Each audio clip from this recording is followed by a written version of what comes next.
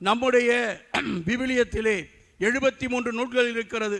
இந்த 73 நூல்களிலே தவக்காலம் என்ற நூல் ஒன்று இருக்கிறது. எந்த நூல் அது?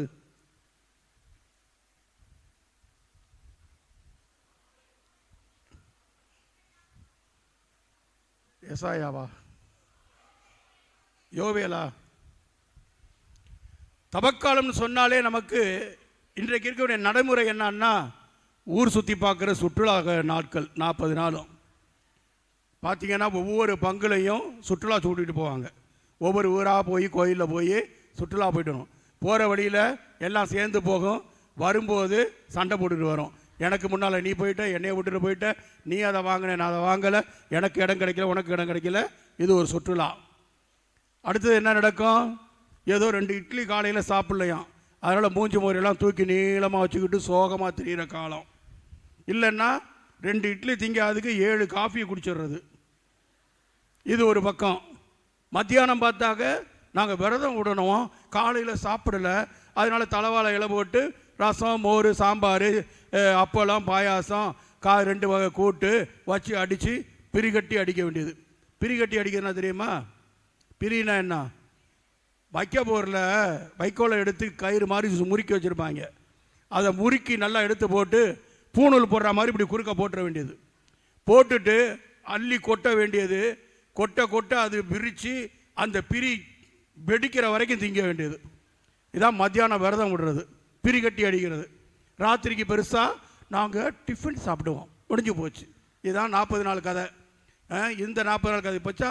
அந்த கடைசி 3 நாள் உச்சக்கட்டம். அந்த உச்சக்கட்டத்தில் என்ன? வியாழக்கிழமை ராத்திரியே ஊர் சுற்றுலா. எல்லாம் அதாவது ஊரை சுற்றி பார்க்க போவோம். எங்கே போய் பார்க்க போவோம்? ஆராதனைங்கிற பேரில் பஸ்ஸு பிடிச்சி, டவு பிடிச்சி, காரை பிடிச்சி, ஆட்டோவை பிடிச்சி, இல்லை பைக்கில் ஏறி எல்லாம் போய் எந்த ஊரில் நல்லா இருந்துச்சு. சுப்பிரமணியபுரத்தில் இன்றைக்கி இந்த வருஷம் நல்லா இருந்துச்சு இல்லை டெக்கரேஷன். அமலாசுரத்தில் இன்றைக்கி நல்லா இருந்துச்சு இல்லை இந்த வருஷம். போன உடனே எதுவும் முட்டி போகிறதில்லை, நித்தியசுகரை சொல்கிறதில்லை. போன உடனே செல்ஃபோன் எடுத்து அப்படி படம் பிடிச்சாங்க. இப்போ நற்கருணையை பின்னால் வச்சுக்கிட்டு முன்னால் நின்றுக்கிட்டு செல்ஃபி எடுத்துகிட்டு வந்துடுவான். இது வியாழக்கிழமை. வெள்ளிக்கிழமை பார்த்தா ஆண்டவரே இறந்து போயிட்டே அப்படி பண்ணி ஒப்பாரி வச்சுக்கிட்டே இருக்கிற ஆள் திடீர்னு என்ன பண்ணுவாங்க? காலையில் வந்து ஒவ்வொரு கோயிலாக போக வேண்டியது. ஒவ்வொரு கோயிலையும் போய் நீர்மோர் வாங்கி குடிக்க வேண்டியது. எல்லாம் முடிஞ்சு போச்சா? அடுத்த நாள் ராத்திரி பூசை முடிஞ்சிச்சு, தவக்காலம் முடிஞ்சிருச்சு. அப்புறம் அவ்வளோதான். இதுதான் இன்றைய தவக்கால நடைமுறையாக இருக்கிறது. இன்னொரு விதத்தில் சீரியஸாக பார்த்தா என்ன?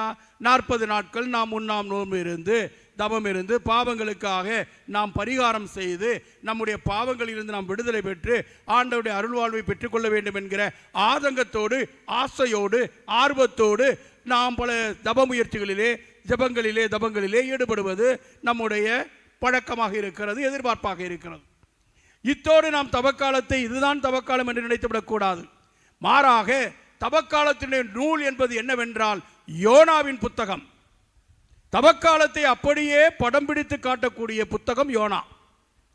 யோனா புத்தகத்திலே நினிவே நகரத்திலே வாழுகிற மக்களுடைய பாவங்கள் பழிகளை பார்த்து கடவுள் கோபமடைந்து யோனாவை அழைத்து, போய் அந்த நினிவே நகரத்து மக்களுக்கு சொல், இன்னும் 40 நாட்களிலே அழிக்கப் போகிறேன் என்று சொல், அவர்களை யாரும் விடப்பட மாட்டார்கள் என்று சொல் என்று சொல்லி அனுப்பிவிடுகிறார்.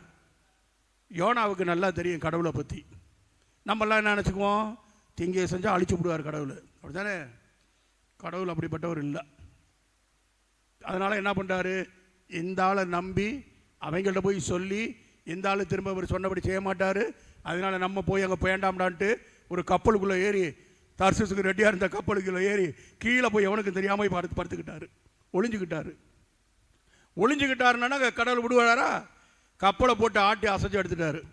கப்பல் தலைவர் என்ன செய்யணும்னு தெரியாமல் தடுமாறுறவன் என்ன செய்யறான்? அட பாவிகளா, யார் ஜெபம் பண்ணிலாம் பார்த்தாங்க தான், எவனோ ஒருத்தன் உள்ளே இருக்காண்டான்னு தெரிஞ்சு போச்சு. யாராப்பா அந்த மவராசன், வாடா முன்னால், தயவு செய்ய எங்களை காப்பாத்துறா, நாங்கள் வந்து உன் மேலே பழி சொல்லலை, கடவுள் தாமே சொல்கிறாரா, உன்னை நாங்கள் தூக்கி போடணும்னு விரும்பலை, ஆனால் உன்னை தூக்கி போட சொல்கிறாரா. அவனை வேறு வழி இல்லை, மாட்டிக்கிட்டார் தலைவர். யோனா மாட்டிக்கிட்டார். தூக்கி கொண்டே ஏறி, நீ கடலுக்கு அடியிலையா போகிற, வாடா, நான் சொன்ன ஊருக்கு வாடா, வாடா என் ஏரியாவுக்கு வந்து பாடுறா அப்படின்னு சொன்ன மாதிரி வாடான்ட்டார். எப்படி? கப்புன்னு ஒரு மீனை ஒழுங்க வச்சு காரியில் கொண்டு துப்பிட்டார். வழி இல்லை, போனார். சொன்ன ஆண்டவர் ஏற்பாடு செய்திருந்தபடியே ஒரு பெரிய மீன் வந்து யோனாவை விழுங்கிற்று. யோனா 3 நாள் அல்லும் போல் அந்த மீன் வயிற்றில் இருந்தார். கொண்டை துப்பிருச்சு. துப்புன பிறகு வேற வழி இல்லை. போய் பயங்கரமா சொல்றாரு, உங்களை அழிக்க போகிறார், 40 நாட்களில் நீங்கள் அழிந்து போவீர்கள், நீங்கள் மனமாறாவிட்டார். இவன் அள்ளி விடுறாரு. வேற வழி இல்லாமல் அவங்க என்ன பண்ணிட்டாங்க, எல்லாம் ஆண்டி முதல் அரசன் வரை மிருகங்கள் எல்லாமே மனம் மாறுறதுக்கு சாம்பல் பூசி கோணி உடுத்தி மனமாட்டம் அடைச்சிட்டாங்க. அடைஞ்ச உடனே என்ன ஆகி போச்சு, இந்த தவக்காலம் என்பது நாம் நல்லா சரியாக புரிந்து கொள்ள வேண்டும். தவக்காலம் என்பது மனமாற்றத்தின் காலம் தானே. யாருக்கு மனமாற்றம்? அப்படியா? கடவுள் என்னைய மனமாற்றணும், நான் கடவுளை மனமாற்றணும். கடவுளும் மனம் மாறணும். கடவுளும் மனம் மாறுறாரு. அதான் இந்த யோனா புத்தகம். சரியா புரிந்து கொள்ள வேண்டும். கடவுள் மனம் மாறுகிறார். என்னாச்சு? அவர் செய்ய நினைத்த தீங்கை குறித்து தன் மனத்தை மாற்றிக்கொண்டார். அழிக்க போறேன்னு சொன்னவர் அழிக்கல. அப்போ இந்த தபக்காலத்திலே நாம் புரிந்து கொள்ள 4வது அதிகாரம் 2வது வசனம், ஆண்டவரே, நான் என் ஊரை விட்டு புறப்படும் முன்பே இதைத்தானே சொன்னேன். இதை முன்னிட்டே நான் தர்சிசுக்கு ஓடி போக முயன்றேன். நீர் கனிவு மிக்கவர், இரக்கம் உள்ளவர், மிகுந்த பொறுமையும் அளவில்லா அன்பும் உள்ளவர் கடவுள் என்பது எனக்கு தெரியும். அழிக்க நினைப்பீர், பிறகு மனத்தை மாற்றிக்கொள்வீர். இந்த தவக்காலம் கடவுளை மனமாறுறாரு. அழிக்கணும்னு நினைக்காரு. நம்முடைய பழிபாவங்களை பார்த்து, நம்முடைய குற்றம் குறைகளை பார்த்து நம்மை அழிக்க நினைக்கிற கடவுள் நம்முடைய மனமாற்றத்தை பார்த்து, நம்முடைய ஜபத்தை பார்த்து, நம்முடைய நம்பிக்கையை பார்த்து நாம் எங்கே செல்ல முடியும்? யாரிடம் செல்வோம்? இறைவா, பாவம் செய்து விட்டோம், ஏதோ மன்னிக்க வேண்டுகிறோம் என்று சொல்லி அவரிடத்திலே வந்த பிறகு அடிக்க ஓங்கியவர் அரவணைக்கக்கூடிய கடவுள். இதுதான் நமக்கு தவக்காலம். தவக்காலத்தை நாம் சரியாக புரிந்து கொள்ள வேண்டும். தவக்காலம் என்பது கடவுளுடைய கருணையின் காலம், கடவுளுடைய இரக்கத்தின் காலம், கடவுளுடைய அளவில்லாத அன்பின் காலம். எனவே நாம் ஏதாவது பாவத்தின் காலம், நாம் கெஞ்சி மன்றாட வேண்டிய காலம். எஸ், அதே வேளையிலே அது நமக்கு கடவுளுடைய இரக்கத்தையும் அன்பையும் எவ்வாறு நாம் நோயுற்று இருக்கிறவர்களுக்கு சிறப்பான ஒரு கவனத்தை கொடுக்கிறோம். ICU, intensive care unit, intensive care. அதுபோன்று நாம் பாவங்களால் நோயுற்று இருக்கிறோம் என்று சொன்னால் நமக்கென்று தனிப்பட்ட அக்கறையும் கவனமும் செலுத்தி நம்மை காப்பாற்றி நலப்படுத்துகிற காலம் இந்த தவக்காலம்.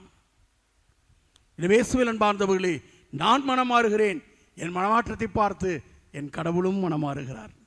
அப்படி மனமாறினவுடனே சண்டை போடுறாரு. யாரு? நம்மால் யோனா. இதைத்தானே நான் சொன்னேன், நீ பாட்டு அப்படி பண்ணிவிட்டியன்ட்டு போயா அப்படின்ட்டு போகிறாரு. போய் ஒரு காட்டு ஆமனுக்கு செடிக்கு பக்கத்தில் படுத்து கிடந்தார். ஒரு புழு காலையில் தின்னு பிடிச்சி, இதை போய் அழிச்சு புட்டியன்னு சண்டை போடுறாரு. அப்போ யோனா கேட்குறாரு, யோனா கடவுள் யோனாவிடம் கேட்கிறார் 11வது வசனத்தில், நீ வந்து இதை நடலை, நீ இதுக்கு தண்ணி ஊற்றலை, இந்த செடிக்கு நீ உரிமையாளர் இல்லை, நீ என்னமோ இந்த செடிக்காக இவ்வளோ கவலைப்படுறியே, நீ இந்த செடிக்காக கவலைப்படுற நீயே, நான் 1,20,000 என்னுடைய அன்பு மக்களுக்காக நான் மனமிறங்க கூடாதா? இன்றைக்கு அந்த கடவுள் இங்கு இருக்கக்கூடிய நம்ம ஒருவர் மீதும் இதோ இந்த மக்கள் மீது மனம் இறங்குகிறேன் என்று சொல்லுகிறார். அத்தகைய ஒரு அருள் நிலையைத்தான் இந்த அருங்கொடை இன்றைக்கு அனுபவித்துக் கொண்டிருக்கிறது. இயேசுவில் அன்பார்ந்தவர்களே, இதற்காக நாம் என்ன செய்ய வேண்டும்? இந்து சமயத்திலே சொல்லுகிறார்கள், இறந்து போன பிறகு சிவலோக பதவி அடைந்தார் என்று. நாம் என்ன சொல்லலாம்? பரலோக பதவி அடைகிறோம் சொல்லலாம். பரலோக பதவி அடைகிறோம். அந்த பதவியை அடைய வேண்டும் என்றால் இந்த தவக்காலத்திலே நீங்களும் நானும் பதவியை செயல்படுத்த வேண்டும். இங்கே நாம் அந்த பதவியை செயல்படுத்தினால் அங்கே அந்த பரலோக பதவி கிடைக்கும். அந்த பதவி என்ன என்பதைத்தான் இயேசு இன்றைக்கு நமக்கு காட்டுகிறார். எதை சொல்லுகிறார் என்று சொன்னால், பசித்திரு, பசித்திரு, தனித்திரு, பா, பசித்திரு, தா, தனித்திரு, விழித்திரு, வி, விழித்திருந்து ஜெபியுங்கள். சாத்தான் பாருங்க எங்கே போய் என்ன செய்யறான் பாருங்க. திருநெல்வேலிக்கே அல்வா, உலக மக்களுக்காக வானிலிருந்து இறங்கி வந்த உயிருள்ள உணவு நானேங்கிறாரு. உணவாக வந்தவனுக்கே இவன் உணவு ஊட்ட போறான். டேய், நீ எப்பேற்பட்டவன் எனக்கு தெரியும்டா. நீ ஆதாமியவாளிகள் மூதாதையரையே பழத்தை கொடுத்து ஏமாத்தினவே, நீ இன்னைக்கு என்ற கல்லை கொடுத்து ஏமாத்த பார்க்குறியா? Get out. அதுக்கெல்லாம் அசர் ஆளு நாள் இல்லை. இன்றைக்கு நமக்கும் அப்படிப்பட்ட வாழ்வு சோதனைகள் வருகிற பொழுது பசித்திருக்க வேண்டும், பசியும் தாகமும் கொண்டிருக்க வேண்டும். இயேசுவினுடைய அன்புக்காக, அவருடைய கருணைக்காக பசித்திருக்க வேண்டும். நாம் புசிப்பதை பெறுவதை மட்டுமல்ல, மாறாக தாகம் கொண்டிருக்க வேண்டும். என் ஆன்மா ஆண்டவர் மீது தாகம் கொண்டுள்ளது. கலைமான் நீரோடைகளை நாடி தாவி செல்வது போல என் ஆன்மா ஆண்டவர் மீது தாகம் கொண்டுள்ளது. என் ஆன்மா ஆண்டவர் மீது பசி கொள்ள வேண்டும், தாகம் கொள்ள வேண்டும். அந்த பசிதான் இன்றைக்கு நமக்கு தேவை. எனவே தான் ஆண்டவர் சொல்லுகிறார், மனிதன் அப்பத்தினால் மட்டுமல்ல, கடவுளுடைய வார்த்தையிலே நான் பசியாய் இருக்கிறேன், பசி கொண்டிருக்கிறேன்.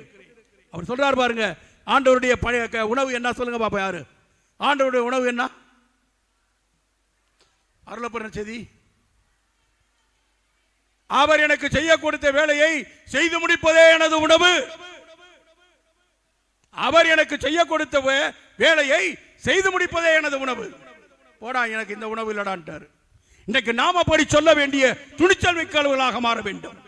தனித்திருக்க வேண்டும். இன்னைக்கு தனித்திருக்கிறது விரும்புறது இல்லை, கூட்டம் கூட்டமா ஓடணும். அப்படி எதுவுமே இல்லையா, டிவியை பார்க்கணும். டிவியும் இல்லையா, கையில செல்போன் இருக்கு. என்றைக்காவது நாம் கடவுளோடு தனித்திருக்கிறோமா? ஆண்டவர் இயேசு வாழ்ந்த காலத்திலே மக்கள் திரளோடு இருந்தார், மக்களோடு இருந்தார், ஜெபக்கூடலிலே போனார், எல்லா இடங்களிலும் போதித்தார். ஆனால் அவர் தனித்திருந்தார். இரவெல்லாம் கடவுளோடு தனித்து ஜெபித்துக் கொண்டிருந்தார். அந்த தனித்துவம், அந்த தனிமை நமக்கு தேவை. எனவே இந்த தவக்காலத்திலே நாமும் கடவுளோடு தனித்திருக்க முயற்சிப்போம். விழித்திருக்க வேண்டும். விழித்திருக்க வேண்டும் என்று சொன்னால் தூங்காமல் இருக்க வேண்டும் என்று அது அல்ல. மாறாக எந்த நேரத்திலும் சாத்தான் நம்மை விழுங்க வருவான். நாம் விழிப்போடு இருக்க வேண்டும். பதவி, நாம் பசித்திருக்க வேண்டும், தனித்திருக்க வேண்டும், விழித்திருக்க வேண்டும். இதை சுட்டிக்காட்டக்கூடியதுதான் இந்த தவக்காலம். அப்படி இல்லை என்று சொன்னால் உங்களுக்கெல்லாம் ஒரு எச்சரிக்கையும் விடுக்கிறேன்.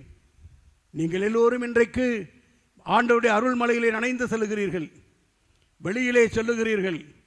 எச்சரிக்கையாக இருக்க வேண்டும். காரணம், இன்றைய நற்செய்தியினுடைய இறுதி வாசகம் என்ன, இறுதி வசனம் என்ன? யார் சொல்வா?